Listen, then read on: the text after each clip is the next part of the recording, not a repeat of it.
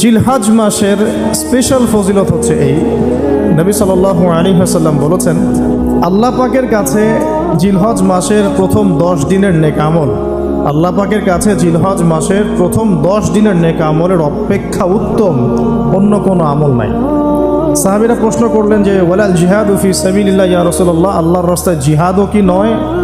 নবী সাল্লাল্লাহু আলাইহি ওয়াসাল্লাম বলেন ওয়ালাল জিহাদু ফি সাবিলিল্লাহ, এমন কি আল্লাহর পথে জিহাদও নয়, তবে সেই ব্যক্তির কথা ভিন্ন যে ব্যক্তি তার মাল এবং তার নফস নিয়ে বের হয়ে গেছে কিন্তু এটা কোনো কিছু নিয়ে ফেরত আসে নাই, মানে সে শহীদ হয়ে গেছে, সেই ব্যক্তির কথা ভিন্ন। বাকি এই 10 দিনের নেকা আমল আল্লাহ পাকের কাছে অন্য সমস্ত নেকা আমল চাইতে শ্রেষ্ঠ এবং উত্তম। আল্লাহ পাক সূরা ফজরের মধ্যে এই 10 দিনের কথা বলেছেন, ওয়াল ফাজরি মানে প্রভাতের কসম বা ফজরের কসম, ওয়ালায়ালিন আশর এবং 10 রাতের কসম। এই ওয়ালায়ালিন আশর 10 রাত বলতে মুফাসসিরিনে কেরাম এই জিলহজের প্রথম 10 দিনকে বোঝান, এই 10 রাতকে বোঝান।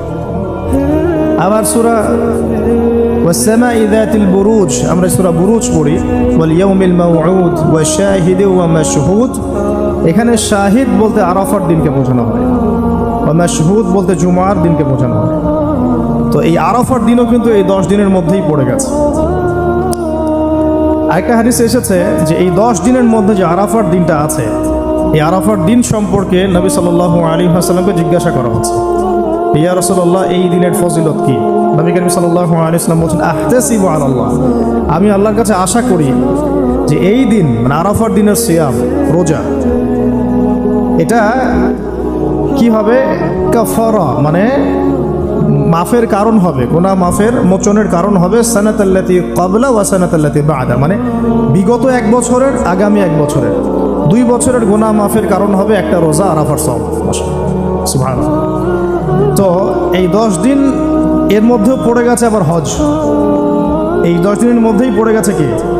হজ, হজও এর মধ্যে, আবার কুরবানি নাহার এটাও এর মধ্যে। তার মানে এমনি নর্মাল ইবাদত, নর্মাল বলতে আমরা গতানুগতিক যে ইবাদত করি, সালাত, সিয়াম, সাদাকা, হজ, আবার কুরবানি, আবার আরাফার দিন, সব কিছু মিলে এই 10 দিন বা 10 রাত একসাথে। তাহলে এখান থেকে বুঝতে পারছি যে এর গুরুত্ব কতটুকু। এখন প্রশ্ন হচ্ছে আমরা এই 10টা দিন কিভাবে কাটালে পরে একটি ইফেক্টিভ 10 ডেজ কাটাতে পারবো জিলহজ মাসে। তা আমি কয়েকটা পয়েন্ট আপনাদের সাথে শেয়ার করি, আল্লাহ পাক আমরা সবাইকে আমল করার তৌফিক দান করুন। প্রথম যে বিষয়টা খেয়াল রাখতে হবে সেটা হলো নিয়াত বিশুদ্ধ করতে হবে। প্রতিটা হাদিস গ্রন্থের একটা মৌলিক হাদিস হলো ইন্নামাল আমালু বিন্নিয়াত, আর একটা হাদিস হচ্ছে ইন্নামাল আমালু বিল খাওয়াতিম। আমল ডিপেন্ড করে নিয়াতের উপরে এবং আমল ডিপেন্ড করে শেষ পরিণতির উপরে। মানে একজন মানুষ ভালো পথে চলছে, চলতে চলতে খারাপ হয়ে গেল, ওই অবস্থায় মৌত হলো, তার পরিণতি ভালো হলো না।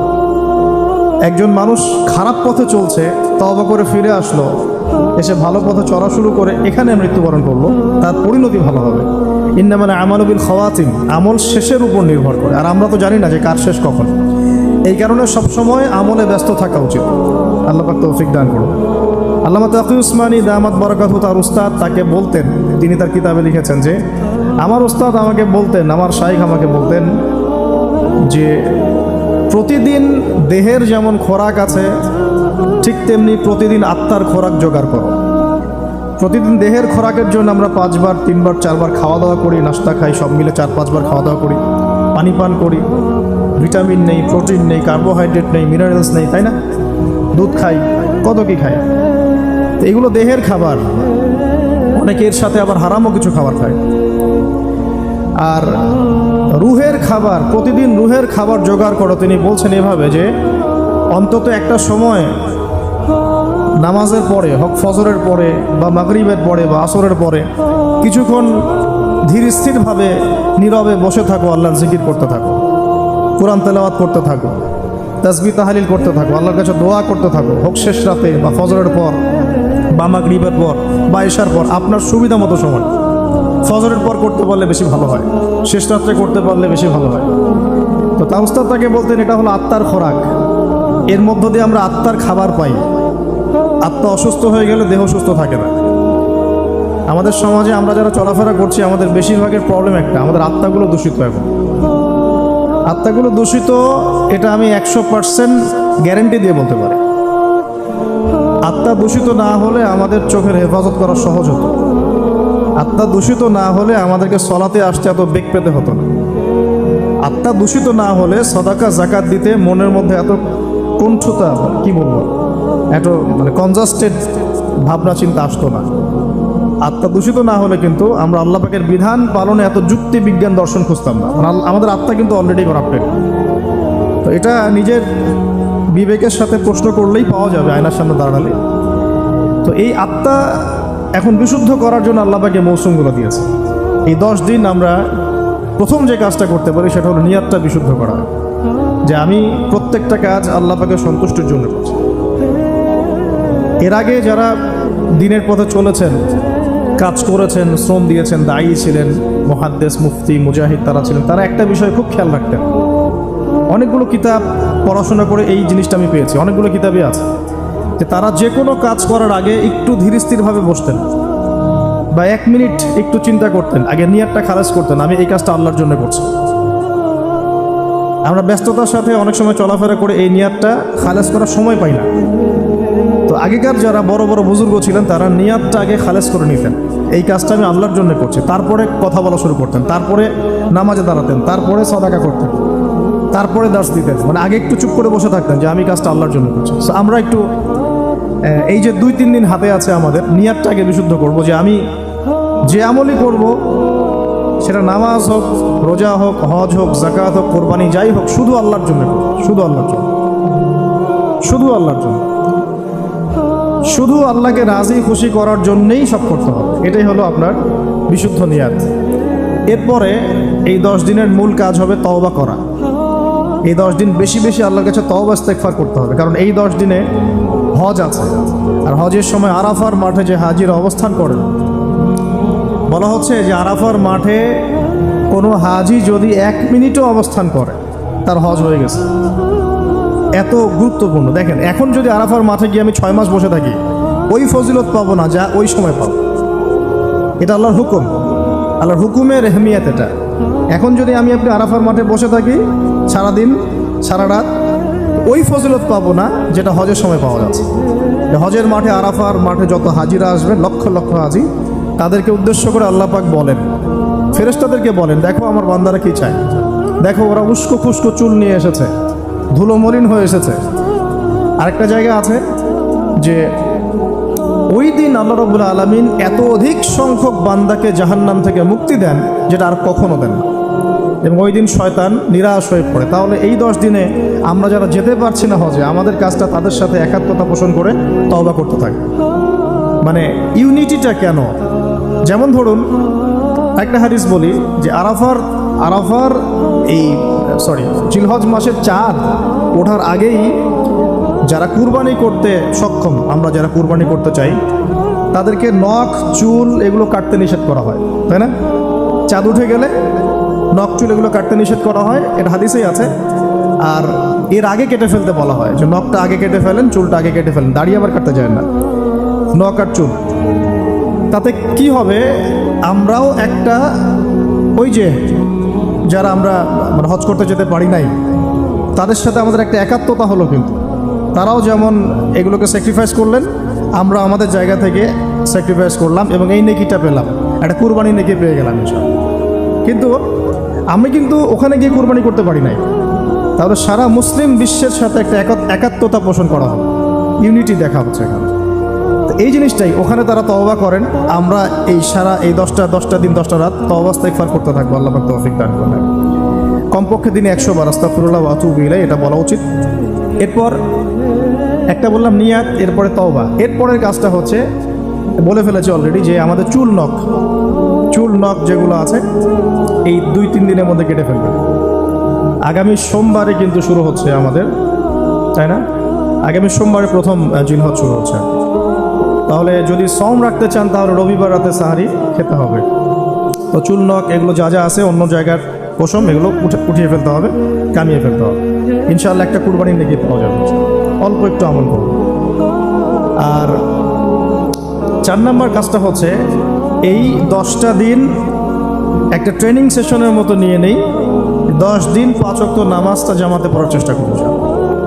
আর যদি কোনো কারণে মিস হয়েও যায়, বাসায় টাইম টু দ্য টাইম পড়তে, অন দ্য টাইম পড়তে হবে, একদম টাইমের মধ্যে, ওয়াক্তের মধ্যে। কোনো কারণে মিস হতে পারে, স্বাভাবিক মানুষ, বিভিন্ন সফরে থাকতে পারেন, প্রতিবন্ধকতা থাকতে পারে, কিন্তু বাসায় পড়লেও ওয়াক্ত মতো পড়ে ফেলতে হবে। মানে এই 10 দিন ট্রেনিং হবে নামাজের, কারণ এই 10 দিনের যে আমলগুলো, এর মধ্যে কিন্তু নামাজ অন্যতম একটা গুরুত্বপূর্ণ। দেখুন, যার নামাজ নাই তার কিন্তু ইসলাম নাই। বাকি আমল অনেক পরের কথা, যার নামাজ নাই তার সাথে ইসলামের কোনো সম্পর্ক নাই। মান তারাকা সালাতান মুতাআম্মিদান ফাকাদ কাফার, কেউ যদি ইচ্ছাকৃতভাবে তার উপর অর্পিত ফরজ নামাজকে ছেড়ে দেয়, সে কাফের হয়ে গেল। এটাই সবচেয়ে স্ট্রং ফতোয়া, সবচেয়ে মানে সহজ এবং নরম ফতোয়া দিয়েছেন ইমামে আজম আবু হানিফা রাহিমাহুল্লাহ। তার ফতোয়া সবচেয়ে নরম, বাকিদের আরও অনেক কঠিন।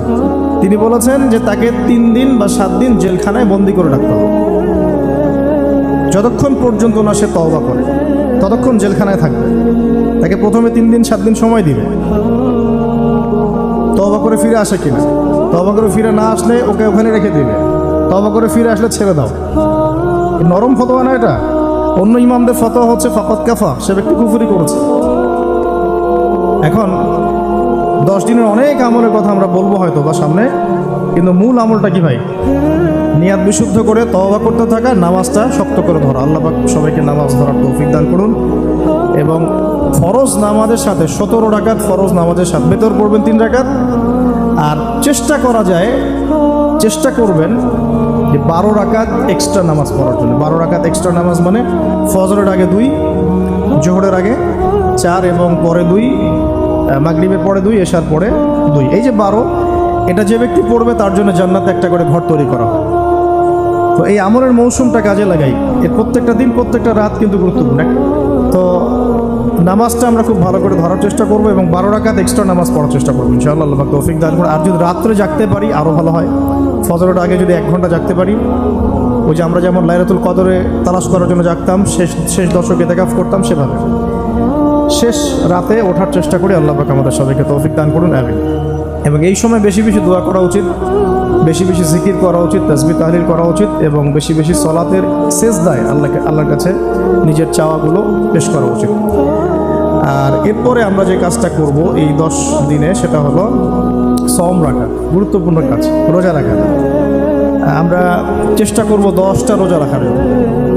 যদি না পারি অন্তত পক্ষে আরাফার সওম কবে, এটা নিয়ে একটা বিতর্ক সামনে আসছে আহলুল ফেসবুক ওয়াল জামায়াতের মধ্য দিয়ে।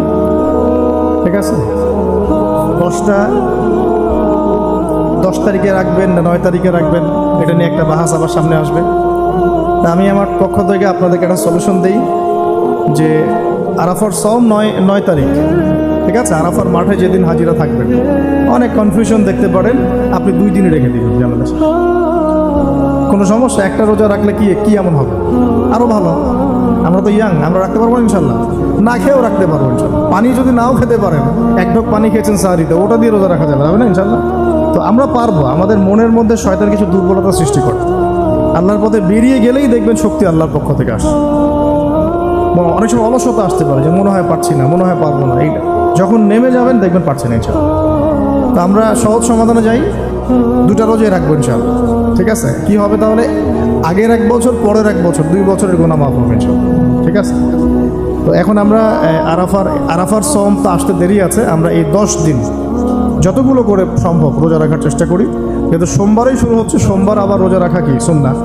সোমবার একটা রাখতে পারি, আবার বৃহস্পতিবার একটা রাখতে পারি, 2টা হয়ে গেল। আবার আরাফার 2টা রাখতে পারি, 4টা হয়ে গেল। অন্তত 4টা 5টা রাখার চেষ্টা করি। আর যারা পারবেন 10টাই রাখার চেষ্টা করেন। আল্লাহ পাক তৌফিক দান করুন।